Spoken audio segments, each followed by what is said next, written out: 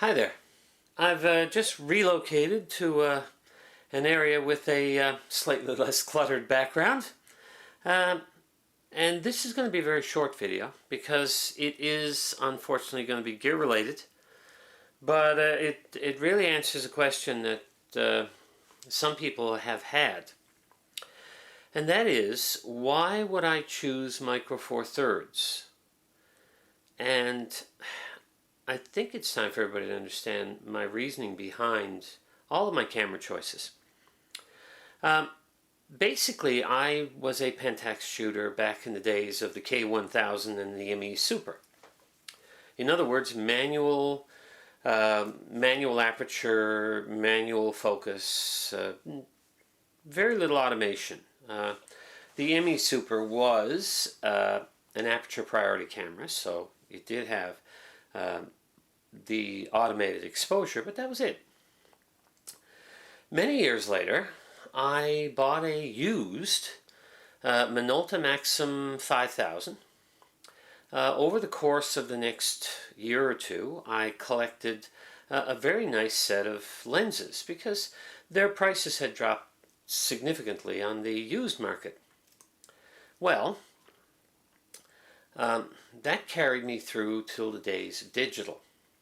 Now, my first foray into a digital SLR would have been Minolta probably, except for the fact that Minolta at that point was in a great deal of financial difficulty and ended up being sold to Sony, and there was a gap there between the time that Minolta disappeared and Sony showed up with their version of the Minolta digital SLR cameras.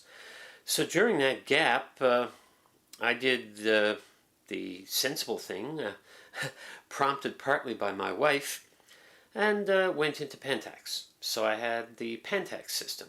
Now I still had all these Olympus, the Minolta Maxim lenses, but no digital body to go with them, so they just stayed in the box. Anyhow, after years of Pentax, enjoying it immensely, upgrading to better and better models as time went on, building my lens collection, I reached a point where mirrorless started to show up. Now my first look at mirrorless was a Sony NEX.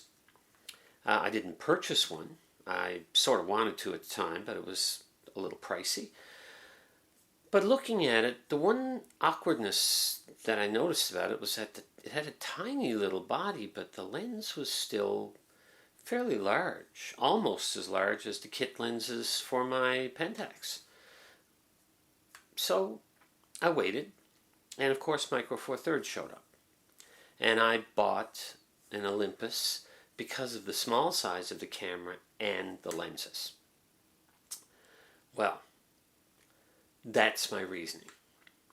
People will say, well, you know, isn't a full-frame Sony Alpha system better quality?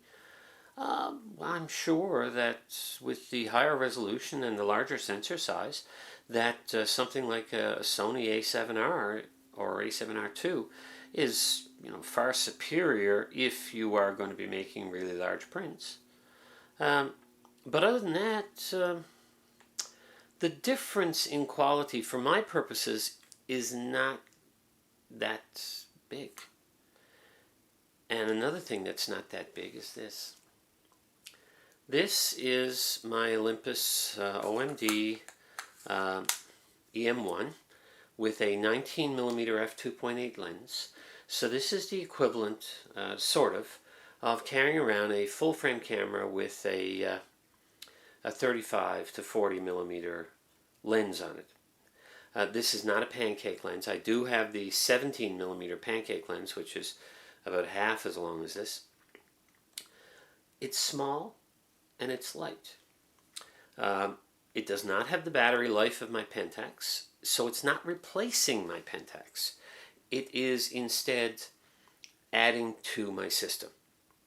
So why would I add to a system that I find capable now by adding another system of equivalent size? Because let's face it, the full frame cameras The body is very small, but the lenses are much larger. The lenses are on the same size bracket as what I have now for my Pentax.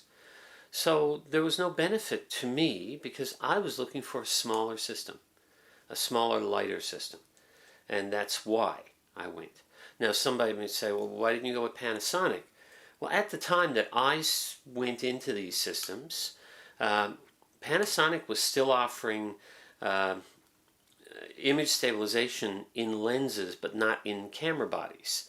Olympus had it in the camera body, which meant that I could play around with adapted lenses because I did have all of my Pentax glass. I'd play around with adapted lenses and still have the benefit of image stabilization. Panasonic now, of course, has in-body stabilization. So now Panasonic would be a valid upgrade for me, but I have no reason to upgrade because I have this EM1. It's the Mark I version, not the new ultra expensive Mark II. And I have an EP5. And of course I have the EPM1, which is my dedicated film camera, which is what's showing, what is recording this right now. I can't believe I just said film camera. Imagine, we still use the word, we still talk about filming something if we're doing a video, when in actual fact, of course, there is rarely any film involved anymore, is there? Anyhow, reason for this short video, just to point out the fact that what I have here is the smallest and lightest. I could have gone really tiny with the Nikon 1 system, but it was a little more expensive, and really then the sensor size becomes quite small.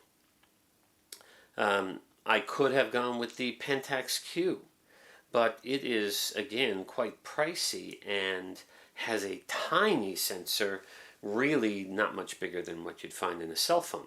So it was not something that I was considering. But the Micro Four Thirds sensor is large enough to have reasonable dynamic range, reasonable high ISO performance, and be reasonably compact. So there we have it. My reasons are mainly based just on the fact that I wanted the small size. Now, a camera like this is feature-packed. It doesn't have 4K video, which doesn't really bother me because this is being shot on 720p. And basically that's all I really need for my purposes. So the fact that I have full 1080 video on this is all I will probably need. I would not switch to 4K until basically everything goes 4K and I have no other choice. Because other than that, it's not necessary for me. Anyhow, if you like this video, be sure to give me a like. If you want to see more of my videos, please subscribe. And of course, if you think anyone else might get some interest from this video, then share it. Bye for now.